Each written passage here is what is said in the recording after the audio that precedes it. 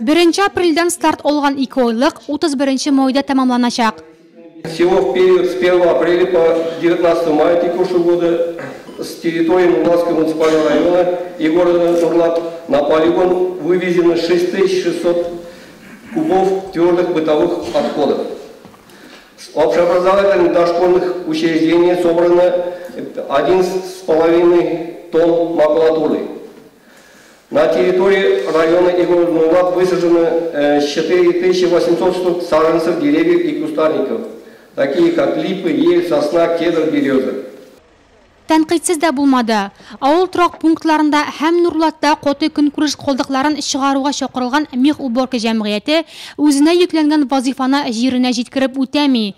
Җәмәгать тәртибен саклау буенча иҗтимагый пунктларда үз территорияләрендә тәртип булдырмаган физик һәм юридик затларга карата катгый чаралар күрми. Территориаль иҗтимагый советлар, торак милек ширкәтләре халык арасында тиешле аңлату эшләре алып бармаулары өчен тәнкыйтьләнде. Авыл җирлекләре башлыклары адресына да канагатьсезлек сүзләре әйтелде. В подведении итогов работы хотелось порекомендовать организациям и предприятиям города продолжить поддерживать чистоту. Без наших собственных усилий, каждого на своем месте, мы не сможем город содержать в чистоте. Киңәшмә эшенә җитәкчелек иткән район һәм шәһәр башлыгы Раул Кузюров шәһәр һәм авыл торак пунктларында тулы тәртип булдыруга хокук саклау органнары аерым алганда участок инспекторларын тарту кирәклегенә басым ясады. Административ комиссия агзаларын закон бозуларга каршы үтемле ресурс, штраф санкцияләрен киңрәк кулланырга чакырды. Никаких, так скажем, ограничений нету, если есть объемный мусор.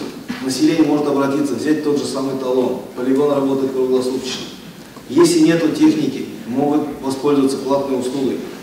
Эти услуги не заоблачные. Они не заоблачные, если посмотреть. Поэтому вот эти моменты, которые возникли, должны выдерживать ту нагрузку, первую нагрузку, которую получили.